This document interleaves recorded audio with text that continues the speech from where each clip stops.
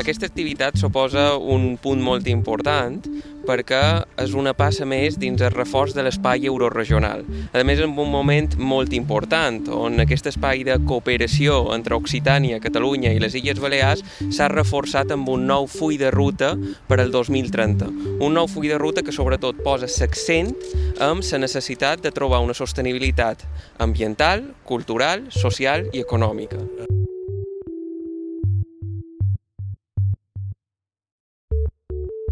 La implicació de la societat és gran, l'emergència climàtica és un fet, no hi ha canvi climàtic, hi ha una emergència climàtica. Des de la Conselleria d'Acció Climàtica així ho entenem, concretament des de l'Agència de Residus també, i com deia, no només la implicació ciutadana en general i la seva conscienciació, sinó també el món de la indústria i l'empresa, que hi ha molt camp per recórrer, també molt de recorregut i molta innovació feta, però ara hem d'acabar de posar-hi èmfasi i aconseguir-ho, fer-ho possible. Per conservar el nostre entorn natural i per l'altra, i molt important, el fet de generar sensibilització i generar educació ambiental a la societat. Entre tots hem d'esforçar-nos, i quan dic entre tots me refereixo a la societat i a les institucions, a la gent i a les administracions, ens hem d'esforçar per a conservar i per a mantenir el nostre entorn natural, perquè és allò més preuat que tenim i tenim l'obligació de conservar-lo per a deixar-lo en les millors condicions a les futures generacions. I evidentment ens hem trobat moltes restes del sector pesquer, també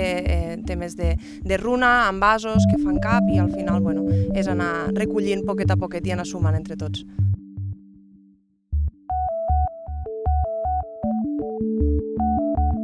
És primordial i aquestes neteges, més que treure tonelades de brossa, el que pretenen és visualitzar la problemàtica de la brossa marina i sobretot això, intentar conscienciar de no generar-la, no només de no tirar-la als espais naturals o als espais públics, diguem-ne, que al final fan cap al mar, sinó intentar reduir també la producció de residus i tindre un consum responsable en aquest sentit també. Et donc pour une mer sans déchets. C'est très compliqué puisqu'en même temps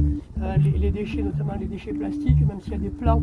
et qu'il y a des nouvelles lois pour qu'en 2040 on n'ait plus de déchets, 2040 c'est prêt et c'est loin aussi. Donc il faut vraiment qu'il y ait une forte sensibilisation avec les enfants, les adultes et aussi qu'il y ait des opérations comme aujourd'hui. Et puis